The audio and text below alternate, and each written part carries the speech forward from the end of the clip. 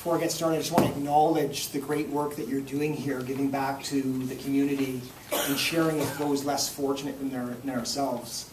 And that's important to me. This past summer, my son is 15 years old and going to prep school in the States. I insisted that he give back in some way or form. And so we volunteered at St. Andrew's Church in the Sunday night suppers for the homeless people. And it was really eye-opening for all of us. And it just would not be possible without people such as yourselves giving back to the community. So thank you very much for that. I'm a full-time radiation oncologist and associate professor of medicine at Halifax University. And I specialize in breast, prostate, and pediatric cancer. But my passion is actually to empower people affected by a cancer diagnosis with an integrated and practical approach that gives them the best chance of healing of levels of body, mind, and spirit.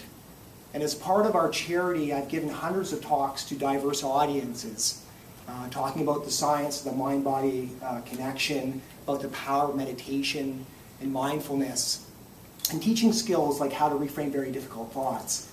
And I try to remind people of their connection to spirit through offering stories from the cancer ward and from people who have attended our workshops and weekend retreats.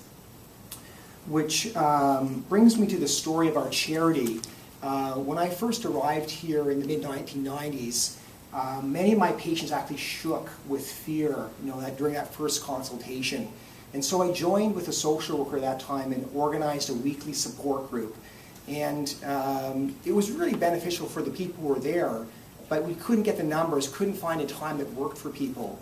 And then I had one of these incredible blessings in my life, meeting my very dear friend, Dr. Timothy Walker, who's a Halifax-based psychotherapist and a specialist expert in mindfulness-based stress reduction, and really a brilliant teacher.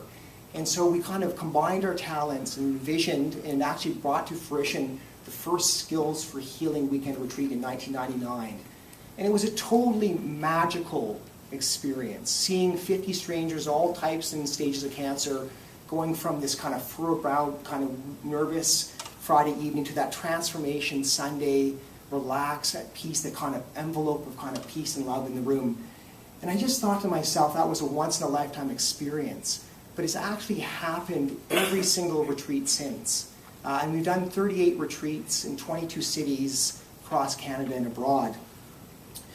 The feedback from the retreats was so overwhelmingly positive that we aspired to offer that teaching with a much wider audience. And so we created a website and we began to film the retreats and the talks and began to webcast and so on. And we interviewed people before, during, and after the various events. We wrote a book, sold 3,000 copies, 3 full-length documentaries, all up onto the web now.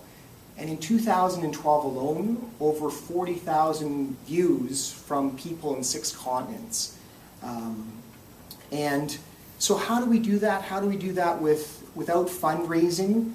Well, first of all, it's really been hand to mouth. So we really do rely on grants and donations from people to kind of do that next project. And I've also donated all of my speaking fees to the charity to help fund the programming. And to date, that's totaled more than $60,000. And through book donations and people volunteering, it's really kind of worked out, just kind of magically continued to help. So the proposal that I have now for 100 Women Who Care is to create a dying and healing program here in Halifax. We would offer a comprehensive service to people with terminal cancer and their families in HRM, which would complement the care that people get from the medical system and the palliative care teams. And elements of that program would be individualized, but would include intensive counseling, meditation, visualization, and expressive therapies. The program would start with a weekend retreat, and then we would offer a monthly support group for a couple of years with extra sessions for family members and friends here in Halifax. Volunteer participants would be videotaped to create a short documentary about their experience, which would ultimately help to demystify the dying process and to promote hospice in Halifax. And I really think the flip of accepting the fact that we're all going to die is that life is very short and precious for each and every one of us.